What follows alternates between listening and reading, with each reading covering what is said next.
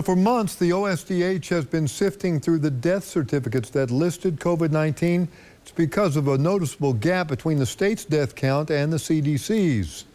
News 9's Erica Rankin has an update on the audit.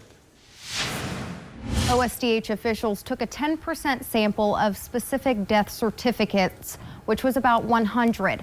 On the certificates, COVID-19 is listed as a cause or contributor to the death, but there was never a positive COVID-19 test associated with the person. We want to make sure that we are reviewing those full medical records to make sure that there is an actual link and it's accurately reflecting the fact that these individuals did die from COVID. These deaths that OSDH officials are reviewing are not in the state's COVID-19 death count. The CDC reports there are almost 10,600 deaths from COVID-19 compared to the state's total, which sits at just over 9,200. What they're reporting is they're taking the information directly off of the death certificates from the vital records and taking it at face value and applying that to the overall numbers of deaths. Deputy Commissioner of Health Keith Reed says OSDH is taking an additional step to make sure to confirm if there is COVID-19 on a death certificate and no positive COVID test, it should still be listed as a COVID death. There's questions about them within the particular records they're looking at.